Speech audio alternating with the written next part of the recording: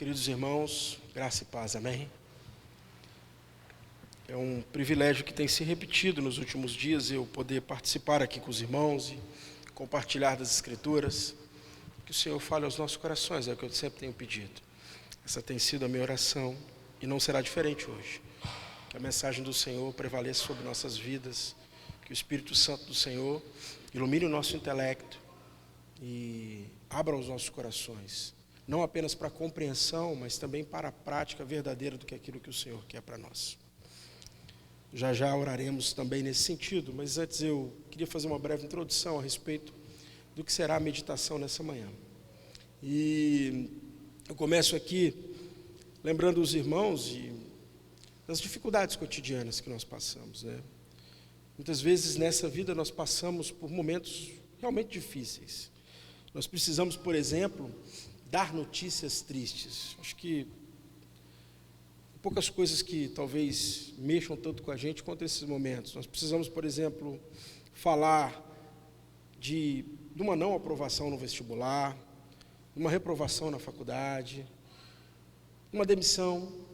Precisamos, às vezes, chegar para um funcionário querido e dizer que, olha, não dá mais. Até mesmo um simples não para um filho, em algum contexto, é muito duro. O filho que tanto almejava, talvez, viajar com os amigos ou fazer uma festa, e as realidades financeiras são diversas e você tem que dizer não.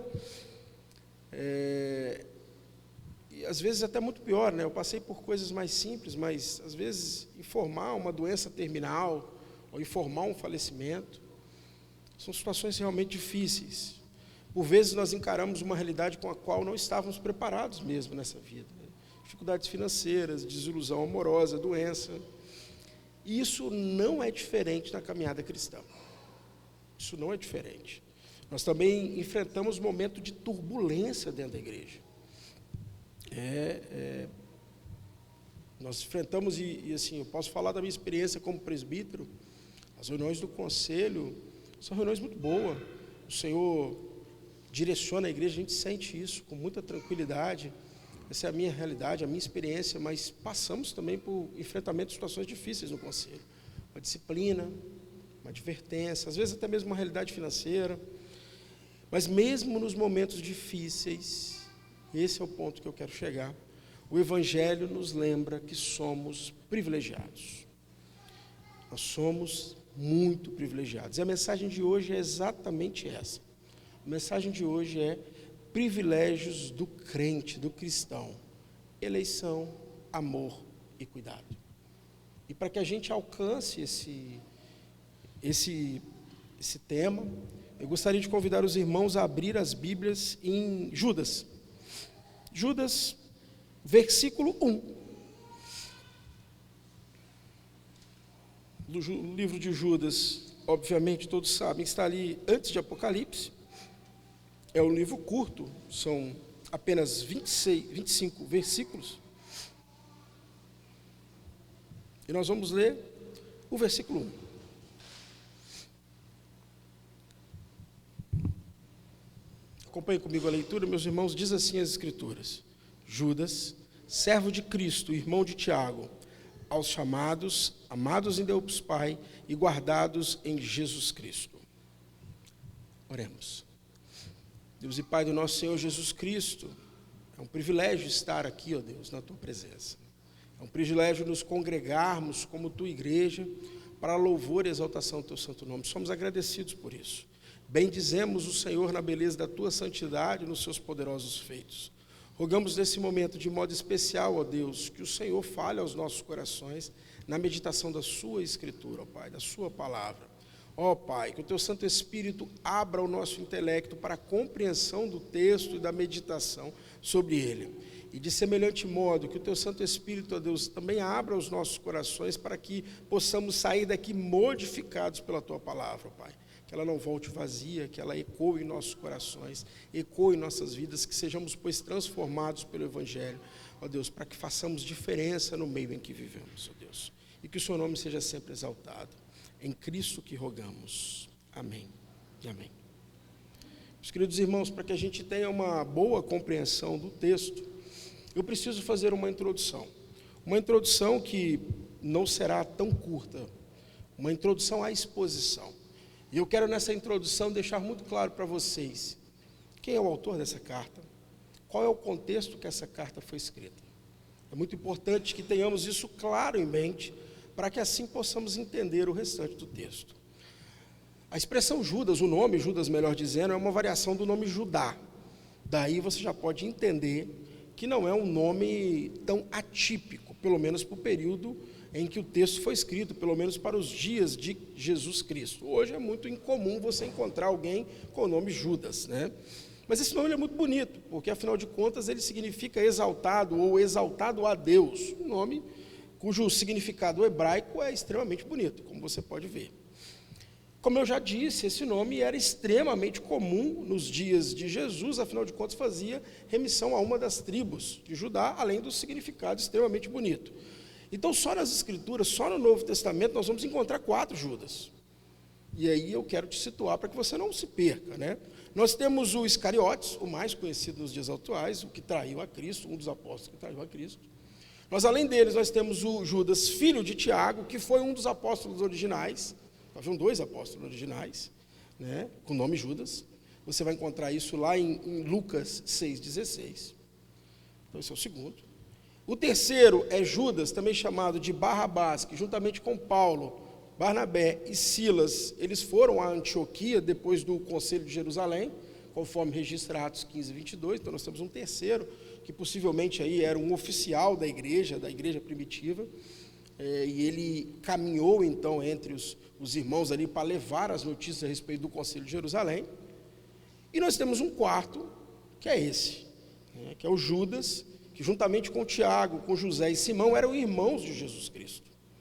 Então nós estamos aí fazendo remissão a Mateus 13:33 ou Marcos 6:13, a reprodução deles.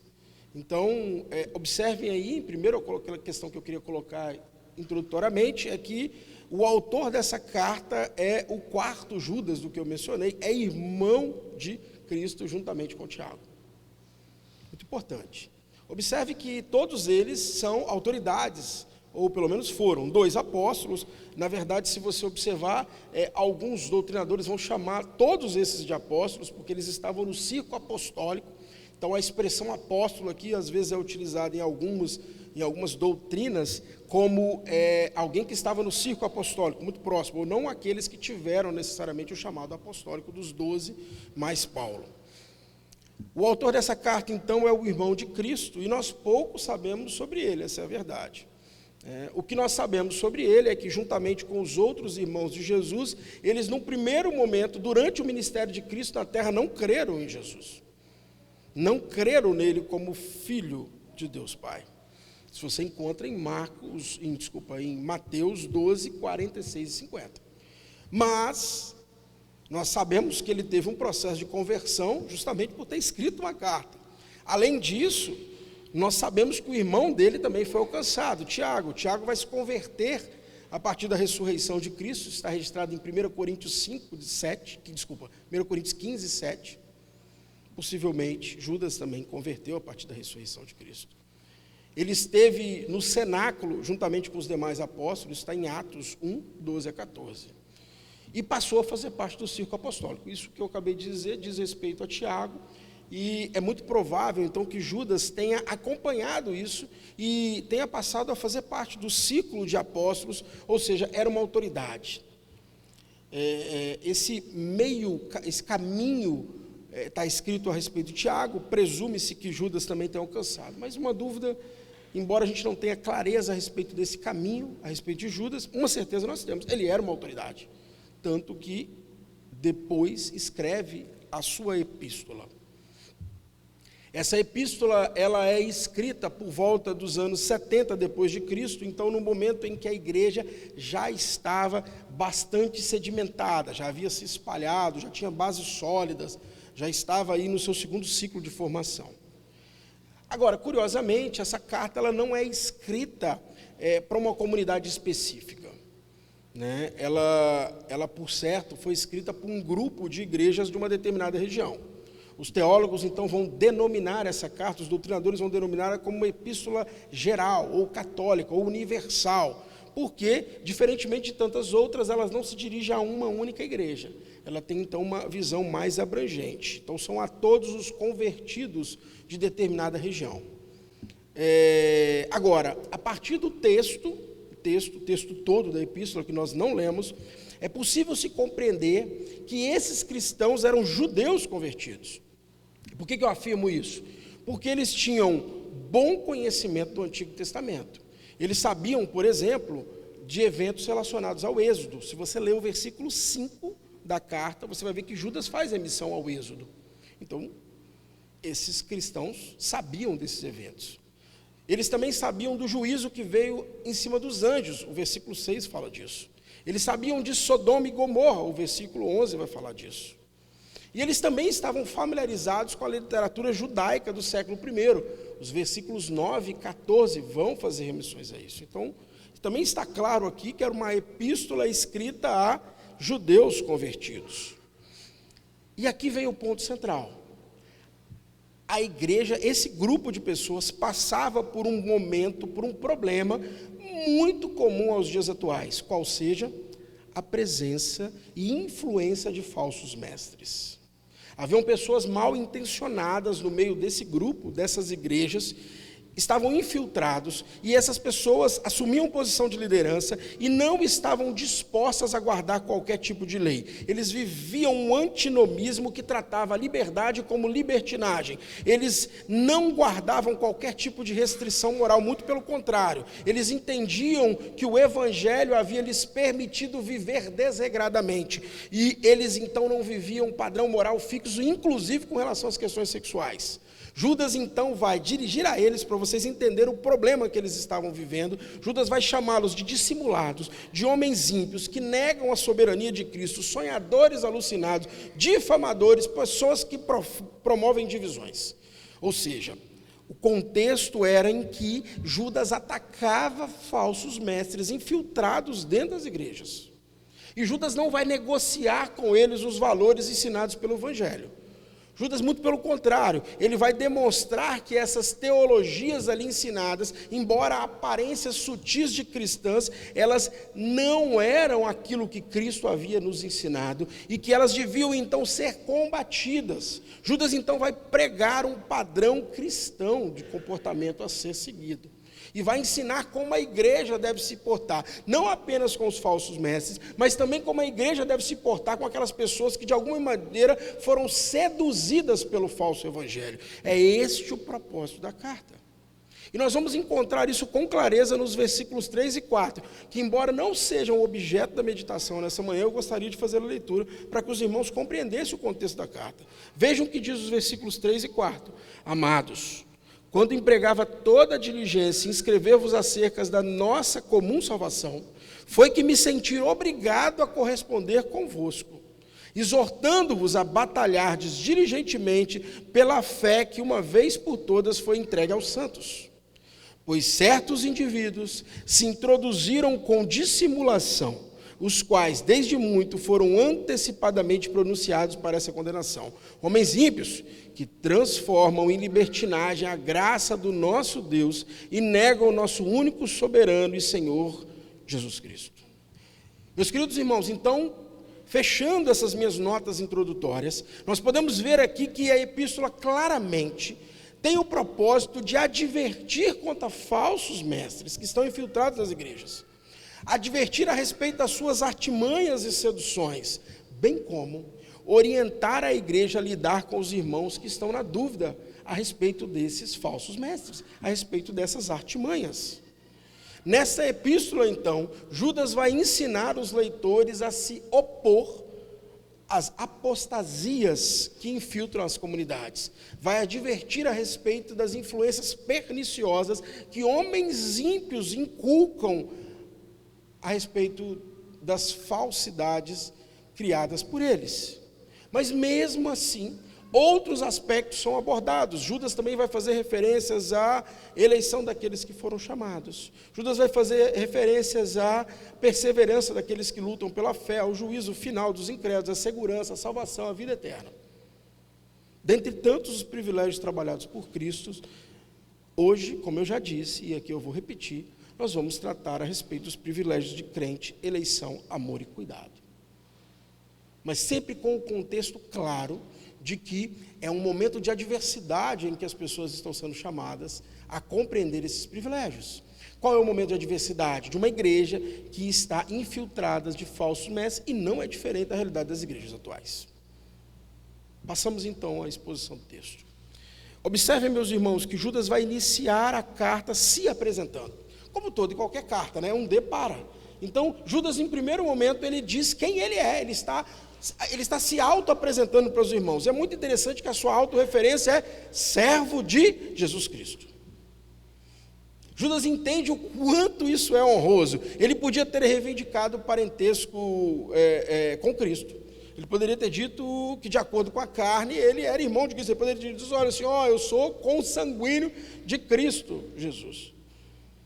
Mas ele prefere se gloriar no serviço, na sua submissão aos valores de Cristo Jesus. E, de fato, meus irmãos, realmente é uma honra muito maior ser servo de Jesus Cristo do que ser consanguíneo que eles. Cristo mesmo já advertiu a respeito disso. Cristo mesmo vai falar em Mateus 12, 48 e 50, exatamente a respeito de Judas, seus irmãos e sua mãe. Ele vai dizer o quê? Que são seus verdadeiros irmãos, aqueles que praticam a sua palavra. Ele vai dizer isso. Ele está relacionando, Cristo mesmo está relacionando que honra maior é ser favorável a ele do que ser um seu parente natural. Judas sabia disso. Aquele recado duro de Cristo a Judas em outro momento estava repercutindo em seu coração, a ponto daquele momento ele falar o seguinte: eu sou servo de Cristo, e isso é a sua autorreferência. É preciso insistir. Por quê? Judas poderia ter levantado o fato de pertencer ao círculo apostólico, e não é pouca coisa isso. Não é pouca coisa. Ele poderia ter dito ali assim, olha, eu sou apóstolo. Ele poderia ter dito, eu pertenço ao círculo apostólico, né? Melhor dizendo, para não criar nenhum tipo de confusão a respeito da expressão apóstolo. Ele poderia ter dito, eu sou do círculo apostólico, eu estive com os apóstolos, eu compartilhei de Cristo Jesus. Ele poderia ter invocado, então, a sua autoridade ministerial ao se dirigir a esses irmãos, mas ele prefere, ele entende, compreende que é melhor se intitular servo de Cristo. E sabe por que ele faz isso, meus irmãos? Porque um servo de Cristo pratica a sua palavra, diferentemente dos falsos profetas. Judas está perfeitamente antenado no contexto aí que ele vai combater.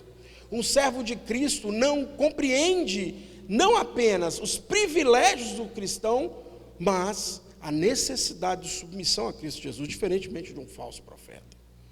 Um servo de Cristo entende que foi resgatado, foi eleito, mas para viver dignamente do Evangelho.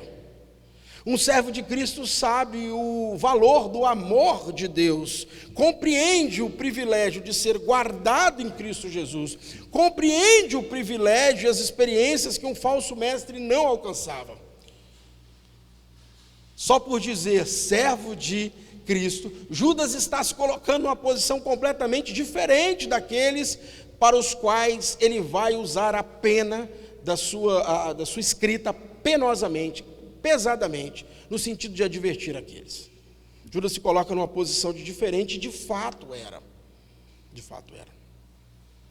Depois então de identificarmos Judas como servo de Jesus, como servo de Cristo, somos informados pelo texto a quem a epístola é direcionada. É claro, eu já disse que ela é direcionada a hebreus, né, a uma igreja de uma maneira geral, mas aqui especificamente Judas está nominando, ele está tentando trazer características a essas pessoas, e ele diz, e a parte final do texto, né, aos chamados, amados em Deus Pai e guardados em Jesus Cristo. São essas as qualidades e virtudes do crente que se aplicam aos dias atuais e que eram daquela igreja. Então nós começamos pelo primeiro, chamados. Judas então está reconhecendo que os cristãos são chamados, ou seja, são convidados do Senhor, são divinamente selecionados. Essa expressão chamados, obviamente, já ecoou aí nos ouvidos de vocês, e vocês sabem o que eu vou falar, porque ela faz clara referência ao chamado soberano de Deus para a salvação. A ação eficaz de Deus, do Espírito Santo, sobre o coração do homem que está morto espiritualmente. Ser cristão, e você sabe disso, segundo a Bíblia, não é uma decisão primariamente do homem. Não é uma decisão nossa. Ainda que, vez ou outra, escorreguemos e falamos que aceitamos e que o ato como se de fato fosse nosso. Mas a verdade é que ser cristão é um chamado, é uma resposta ao chamado soberano de Deus, assim como registra João 15,16. Diz assim: não foste vós que me escolheste a mim, pelo contrário, eu vos escolhi a vós outros. E nós precisamos então pensar a respeito de alguns pontos do chamado eficaz. E o primeiro ponto do chamado eficaz que eu gostaria de destacar aqui é que o homem natural é incapaz de responder o chamado de Deus para a salvação, o chamado espiritual. O homem por si só não responde. Essa resposta também é fruto do Senhor. Observe, Deus chama e Deus atua na resposta. É tudo sobre Jesus, é tudo sobre Deus esse processo. E não sou eu quem diz isso, as Escrituras, assim registra 1 Coríntios 2,14. Olha o que diz: ora, o homem natural não aceita as coisas do Espírito de Deus, porque eles são loucura, e não pode entendê-las, porque elas se discernem espiritualmente. O chamado, em primeiro lugar, ele não é respondido pelo homem natural, ele é respondido através de uma própria ação do Espírito Santo. O segundo ponto é que a condição do homem é de morte espiritual, conforme atesta Efésios 2, 1 e 2. Diz assim: ele vos deu vida, estando vós mortos em vossos delitos e pecados, nos quais andastes outrora, segundo o curso deste mundo, segundo o príncipe da potestade do ar, do espírito que agora atua nos filhos da desobediência. Repetindo então, o segundo ponto é que o homem natural está morto espiritualmente. Então ele não pode responder, há uma explicação lógica para isso. O terceiro ponto então é: quem é que dá vida ao homem? É o fechamento desse ciclo. Só Deus. Só Deus pode dar vida ao homem. E aí não faltam textos das Escrituras. Eu vou começar então por Efésios 2, 4 e 5. Mas Deus, sendo rico em misericórdia, por causa do grande amor com que nos amou, e estando nós mortos em nossos delitos, nos deu vida juntamente com Cristo. Pela graça sois salvos. Olha o que diz João 6,44. Ninguém pode vir a mim se o Pai que me enviou não o trouxer. Olha o que diz João 3,3. Em verdade te digo que se alguém não nascer de novo, não pode ver o reino de Deus. Não faltam textos das Escrituras que vão apontar então apontar Deus como aquele que dá vida ao homem. E aqui eu quero fazer uma analogia. Pedir a pessoas que são naturalmente, espiritualmente mortas, hostis a Deus, incapazes de entender as coisas do Espírito, incapazes de submeter a Deus, pedir a esse tipo de pessoa que respondam favoravelmente a um convite de se arrepender ao pecado e crer em Deus, é o mesmo que pedir a uma mulher ou a um homem surdo que responda uma pergunta. A ideia do chamado eficaz é exatamente isso. Olha, se você chega diante de uma pessoa surda e sem permitir que ela leia os seus lábios, comece a pedir para que ela responda alguma coisa, qual é a chance de você ter êxito nessa empreitada? Nenhuma. O texto das Escrituras então está nos mostrando aqui que o chamado eficaz é um chamado que provém de Deus, até mesmo na resposta, porque nós estamos mortos em nossos delitos e pecados. Deus não apenas chama, mas Ele provoca em nós o desejo de resposta, meus irmãos. É tudo sobre Deus. É Ele. Nós somos chamados graciosamente por Deus antes da fundação do mundo, conforme registra 1 Timóteo 1,9. O que eu quero então destacar aqui é que o chamado eficaz, ele é algo que provém de Deus, não apenas no que diz respeito à iniciativa do chamado, mas também à iniciativa da resposta, porque nós estamos mortos naturalmente, e esse plano majestoso de Deus, ele acontece antes da fundação do mundo, conforme registra 1 Timóteo 1,9. Que nos salvou e nos chamou com santa vocação, não segundo as nossas obras, mas conforme a sua própria determinação e graça, que nos foi dada em Cristo Jesus antes dos tempos eternos. Então, talvez nesse momento você esteja perguntando: já compreendi, Diego, que o chamado ele é eficaz porque provém de Deus, não apenas no que diz respeito ao seu chamado, propriamente dito, mas também no que diz respeito à resposta do Senhor praticada em nossos corações. Mortos não podemos responder, respondemos pela ação do Espírito Santo, e essa ação foi pré-determinada, foi listada, foi criada por Deus antes mesmo do nosso nascimento, dos tempos eternos. Mas para que fomos chamados? Para que o Senhor nos chamou? Deus nos chama para termos comunhão com Cristo Jesus, conforme registra 1 Coríntios 1,9. Deus nos chama para termos vida eterna, conforme registra 1 Timóteo 6,12.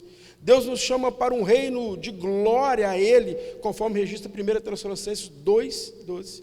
Para uma vida santa, conforme registra Romanos 1,7. Para seguir o exemplo de Cristo em piedade e sofrimento, conforme registra 1 Pedro 2,21. Para uma vida de liberdade, conforme registra Gálatas 5,13. Nós somos chamados para viver o Evangelho, meus irmãos, para glorificar a Deus e gozá-lo para sempre, porque esse é o nosso propósito de vida. A grande pergunta da filosofia é essa: qual é o nosso propósito? E a resposta está nas Escrituras. O nosso propósito de existência e vida é louvar a Deus e gozá-lo para sempre. E somos, enquanto cristãos, chamados para viver assim, para assim proceder. Judas corretamente vai ver o povo de Deus como chamados, como pessoas que deveriam viver condizentemente com o Evangelho. Observe, irmãos, os falsos mestres estavam ensinando a uma vida fora do Evangelho. Estavam dizendo que Cristo os libertava para viver conforme bem quisesse, com relações sexuais impuras ou com promiscuidade. E Judas começa de cara dizendo com ele o seguinte: não é isso. Chamados para viver conforme Deus quer, chamados para viver o Evangelho de Cristo Jesus. E isso então nos traz aplicações extremamente importantes. Nós, e aí eu trago para os dias atuais, não diferentemente daquilo que Judas estava dizendo para aquele povo, nós, chamados para viver dignamente do Evangelho, nós, chamados por Deus, devemos, em primeiro lugar, lembrar desses fatos. Primeiro, nós temos que viver com humildade, com bastante humildade perante Deus. Por quê? Porque não foi você que fez algo. O chamado nos lembra uma vida de humildade. Você não fez nada, foi Ele. A Ele toda a honra, toda a glória, porque o favor é dEle. Você não merece. Muito pelo contrário. Tome cuidado com o que você anda cantando aí. Você não é um espelho que reflete a imagem do Senhor, senão por Cristo Jesus. Você não tem valor, senão por Cristo Jesus. O evangelho infiltrado nos dias atuais, não se engane, é o evangelho cantado também. Muitas músicas não têm absolutamente nada de cristãs, e elas acabam inculcando em nossas cabeças mensagens que não condizem com a palavra. Você precisa ter cuidado com isso. Você tem valor apenas em Cristo Jesus, então viva humildemente. Deus te quis, Deus te escolheu, Deus executou o plano de salvação. Spurgeon vai dizer a respeito disso, que quando o Espírito Santo vem a algum homem, a flecha do Senhor penetra em seu coração, ela não arranha o seu capacete, ela não deixa um pequeno sinal em sua armadura, mas ela penetra entre as juntas dos arreios e chega ao mais profundo da alma. O que Spurgeon está querendo dizer isso? Que o trabalho de Deus ele é completo. Então não há absolutamente nada que possa ser atribuído a você, a ponto de você tentar se gloriar na presença do Senhor. Se você for se gloriar na presença do Senhor, que seja pela sua fraqueza, seja pelo favor de Cristo, que precisou inclusive fazer você ouvir o chamado espiritual, meus irmãos. Você não pode dizer assim: não, mas eu estava no lugar certo. Nem isso você pode dizer, nem isso. Viva humildemente, porque o favor, a graça é toda completa no Senhor. Tenha isso em mente. A segunda aplicação prática que sermos chamados vai nos lembrar é uma vida de gratidão. Nós devemos ser gratos por esse plano de salvação, porque aquilo que Deus fez no passado, antes da fundação do mundo, se repercute até o presente e vai se estender pela eternidade. Ele é eficaz, esse chamado. Você foi chamado, você é protegido nesse sentido para toda a eternidade. Para toda a eternidade. Não por algo que você fez, seja grato por isso. Que tipo de proteção é essa que é eterna? Eu não consigo fazer nem paralelo, qualquer um que eu vou fazer é um paralelo tosco. Viva gratamente ao Senhor pelo esse favor, por essa graça. Terceiro, você precisa de viver em adoração, se prostrar diante desse Deus tremendo, por essa maravilha. O pastor Augusto Nicodemos uma vez disse que, pela madrugada, enquanto orava, ele ligou a televisão e estava passando um desses programas da fé, etc. E as pessoas eram chamadas para vir à frente e contar as bênçãos. Então fulano dizia, olha, eu estava com uma dívida e consegui pagar milagrosamente, o dinheiro caiu na minha conta. Outro dizia, eu estava com um calo no pé e parou de doer, eu não conseguia falar e estou falando. E uma moça chegou e falou assim, Jesus me salvou. E o pastor insistiu para ela, conta a bênção. E ela, Jesus me salvou, ele, conta a bênção. Ele não conseguia entender que a salvação era a maior bênção que aquela mulher havia recebido. Aquela talvez era a única que havia entendido a verdade do Evangelho, enquanto tantos ali estavam buscando alegrias, talvez em bênçãos superficiais, que se receberam ou não me vem aqui ao caso, aquela mulher compreendeu a verdade do Evangelho, e ela estava adorando a Deus mais do que talvez todos os outros ali, que não disseram amém, quando ela disse que Jesus o salvou. Essa é a verdadeira bênção do Evangelho, não há favor maior. O melhor de Deus não está por vir, Kleber Lucas, o melhor de Deus veio e é Cristo Jesus. É dessa bênção que você precisa glorificar eternamente. Você precisa viver em adoração, porque esse Deus é tremendo e Ele faz maravilhas. E a maior de todas as maravilhas é Cristo Jesus, o Cordeiro que tira o pecado do mundo, aquele que redimiu você dos pecados, aquele por intermédio do qual você foi amado, chamado e é protegido. Viva em adoração, em reconhecimento à glória do Senhor. Não viva em adoração porque isso vai atrair o Senhor, porque a sua adoração é falha, a sua adoração só é perfeita em Cristo. Viva em adoração pelo reconhecimento do chamado eficaz, que vai te proteger até a glória, até os tempos eternos. Viva em adoração. E mais do que isso, em quarto lugar, a quarta aplicação que eu trago aqui, evangelize, porque uma vida em adoração é uma vida em cumprimento dos preceitos do Senhor, e o Senhor manda ide, é por meio do ide, é por meio do evangelismo que Deus chama os seus filhos. O plano é todo dele, a glória é toda dele, mas ele ordena que você o faça e você precisa fazer. O evangelismo é um reconhecimento seu a respeito da gravidade do problema do homem que está morto, e você precisa fazer algo, porque isso foi uma ordenança do Senhor. O evangelismo é um desdobramento da adoração. Se você entende que aquilo é tão bom, você vai levar para os outros aquilo. É natural do homem. Nós vivemos em sociedade acompanhados. Nós gostamos de glorificar, de contar, de mostrar as coisas. Pare para pensar. Quando você vê um vídeo super interessante na internet, às vezes nem é interessante, mas te chamou a atenção, a primeira coisa que você faz é compartilhar. Não é assim? Ou estou falando alguma besteira? Quando você recebe uma notícia de um momento de extrema alegria na sua vida, passou no vestibular, que seja, ou ganhou uma promoção no trabalho, ou foi reconhecido por seu trabalho, por seus esforços, qualquer coisa, às vezes as mais simples, seu time fez um gol, o que você faz? Você joga isso para fora, você grita de alegria, você chama o seu cônjuge, você chama o seu amigo, você chama seus pais, você conta, as coisas simples da vida você compartilha, mas a verdade do Evangelho, aquilo que te tirou uma alegria maior, nada maior do que isso, você precisa levar adiante, porque você verdadeiramente reconhece que isso é bom para você e para os outros, e porque é uma ordenança de Cristo. São duas razões muito claras e que é necessário que você pratique. Continuando no texto, depois dessas 4 aplicações a respeito do chamado, nós temos então Judas chamando o povo de amados em Deus Pai. Chamados, chamado eficaz. Segundo, amados em Deus Pai. A partir, inclusive, do que vimos agora a respeito do chamado, nós temos que o amor de Deus é uma ação perfeita. A partir exatamente do que eu falei. Por que ela é uma ação perfeita? Porque o amor de Deus, ele acontece no passado, quando o Senhor nos escolhe, e repercute no presente e até a eternidade. Deus nos ama soberanamente antes mesmo de existirmos, do contrário, Ele não teria nos escolhidos. E não é por algo específico que nós fizemos, mas simplesmente por livre vontade. É interessante que nós somos objetos do amor de Deus. Nós não atraímos Deus até nós. Nós não temos os poderes, nós não temos esse poder de forma alguma. Não há absolutamente nada que você faça que consiga chamar a atenção de Deus.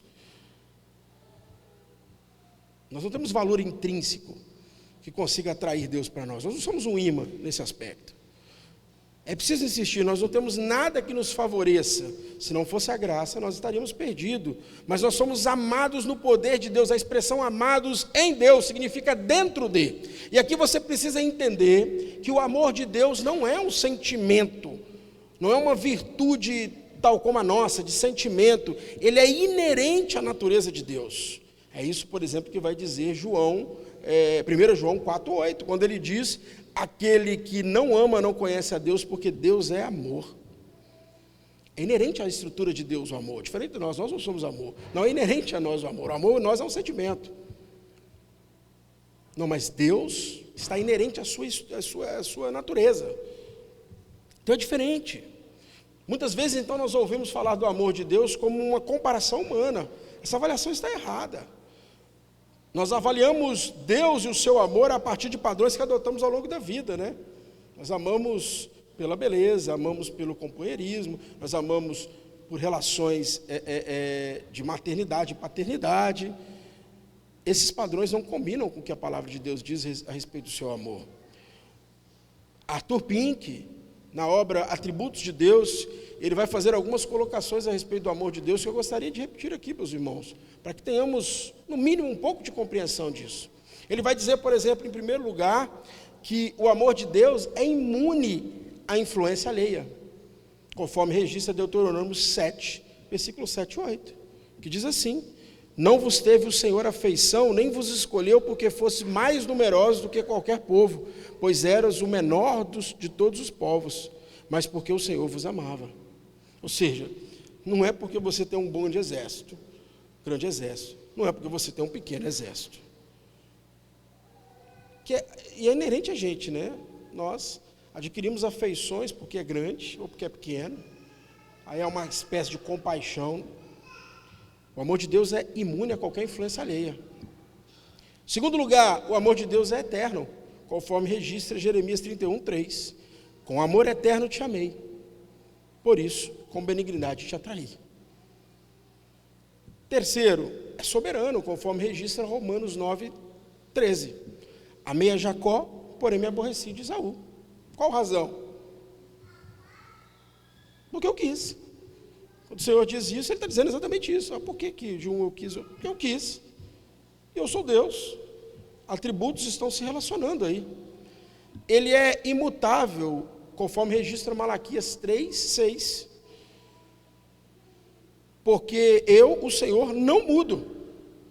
Se Deus é amor, Deus não muda, o amor é imutável. Porque eu, o Senhor, não mudo. Ele é infinito, conforme registra João 3,16, esse conhecidíssimo, né? Porque Deus amou o mundo de tal maneira.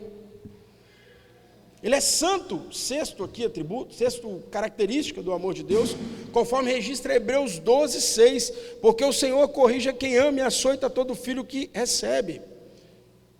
Ele é pleno de graça, sétima característica, conforme registra Romanos 8, 32 a 39, eu não vou ler, é um texto muito longo.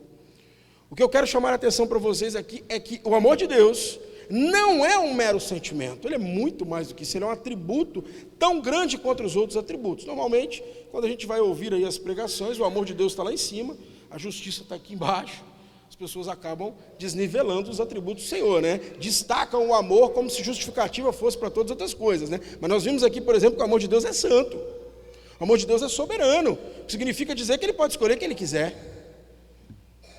Não é o propósito debruçar tanto sobre isso, fique para outra oportunidade, mas voltando ao cerne do texto, então, Judas corretamente está vendo a igreja como amados em Deus. Isso nos diz que Deus nos ama de um modo perfeito. Deus ama aquele povo de um modo perfeito. Eles podem ficar tranquilos. Deus nos ama de um modo perfeito, e isso vai repercutir em nós, basicamente em 4 pontos, que são 4 aplicações que eu quero trazer aqui a respeito disso. Em primeiro lugar, a liberdade. Diante do amor de Deus, nós temos liberdade para chegar na sua presença com confiança, sabendo que Ele é um Deus amoroso. Não podemos confundir a liberdade com a libertinagem. Todos os aspectos estão correlacionados. Afinal de contas, fomos salvos para viver condizentemente com o Evangelho. Não podemos pegar esse elemento e jogar aos céus e esquecer os outros. Chegar na presença de Deus com liberdade não é chegar à presença de Deus com libertinagem, abandonando os outros aspectos, fazendo o que você bem entende, não é isso. Mas sim, nós podemos, mesmo diante da sua santidade, chegar na sua presença. Isso é bom, irmãos. Segundo, nós podemos ter em Deus a confiança diante de lutas e de adversidades. E talvez seja exatamente por isso que Judas estivesse falando, olha, vocês são amados em Deus, porque ele sabia a adversidade, a dificuldade do problema que ele enfrentaria, e ele lembra então do amor de Deus àqueles. Terceiro, segurança, apesar de quem somos, mortos, pecadores, nós temos segurança do plano de salvação do Senhor, e isso é fruto do seu amor. Quarto, submissão, porque ele sabe da maneira amável o que é melhor para nós. Então nós precisamos chegar à presença de Deus submissos à tua vontade, porque Ele nos ama, requer o melhor para nós, e o melhor para nós não é o que nós enxergamos, é certamente aquilo que Ele vê. As Escrituras também apontam isso. E Judas prossegue, e esse é o último ponto da meditação dessa manhã. Judas também vai chamar o povo de guardados em Jesus. Vai chamar a igreja de guardados em Jesus. Guardado significa literalmente protegido, preservado. Observe, meus irmãos, o óbvio, a igreja é protegida em Cristo Jesus, e isso é uma proteção perfeita. Pois, e aí eu insisto nisso, se iniciou no passado, continua presente e permanecerá a eternidade. Nós somos guardados das artimanhas do diabo, conforme registra João 17,15. Não peço que vos tire do mundo, e sim que guarde-os do mal. É necessário que entendamos, melhor dizendo, que guardados são aqueles que estão em Cristo, e não os meros frequentadores de igreja, aqueles que aquecem banco, aqueles que se denominam cristãos. Isso é muito importante. Judas vai separar o joio do trigo. Os guardados são aqueles que estão verdadeiramente em Cristo, e não é qualquer um que estava naquelas igrejas. Do contrário, os falsos mestres também seriam guardados, né? Os leitores estavam infiltrados ali, isso é muito importante, por heresias perigosas. Judas, então, está querendo separá-los. E aqui, meus irmãos, entenda bem que quando Judas falam que eles são guardados, quando Judas falam que eles são amados, quando Judas fala que eles são chamados, Judas está os encorajando. Judas nesse momento está encorajando aqueles, dizendo que eles são guardados em Deus, em Cristo Jesus, ou melhor, na verdade que há em Cristo Jesus. A verdade, meus irmãos, é que Deus em Cristo nos conduz.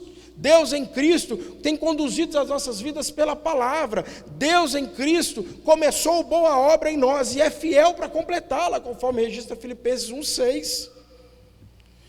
Nós somos chamados, nós somos santificados e conservados em Cristo Jesus.